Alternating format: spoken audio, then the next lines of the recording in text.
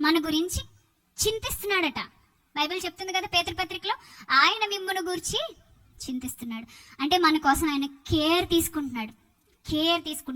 మన వాళ్ళు ఎవరైనా మనకి ఎప్పుడైనా బాగాలేనప్పుడు ఫోన్ చేసి ఒంట్లో బాగుందా అని చెప్పి పలకరించి, మనం చేసిన ఆరోగ్య విషయంలో చేసిన చిన్న చిన్న పొరపాట్లకు ఒకవేళ ప్రేమతో మందలించారనుకోండి, మీరు ముఖం మార్చుకుని మాట్లాడడం మానేస్తారా?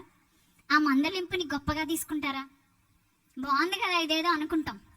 నానే వాళ్ళు నా గురించి కేర్ తీసుకుంటూ ఒక మాట నన్ను మందలించినా అది నాకు బాగుంటుంది, అది నా మనసు స్వీకరిస్తుంది.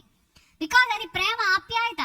దేవుడు అనే ఒక మహాశక్తి ఎత్తులో ఉన్నాడు, మహోన్నతుడు, మహాగణుడు. God is great, God is good.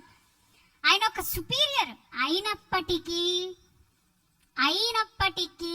మళ్ళీ ఏంటి, ఆయన బైబిల్ గ్రంథంలో దేవుని గురించి మాట్లాడేటప్పుడు ఒక తండ్రిగా ఆయన్ని వర్ణించారు. అంటే ఆయన గురించి చెప్పారు స్వభావ లక్షణాలు. ఒక స్నేహితుడుగా మాట్లాడారు, ఒక కాపరిగా ఆయన ఉంటున్నాడు. అంటే ఆయన గుణ లక్షణాలు అట్ ద సేమ్ టైం ఎత్తులోనూ ఉన్నాయి, అలాగే మానవ జాతికి అందరికీ అందుబాటులో ఉన్నవాడు.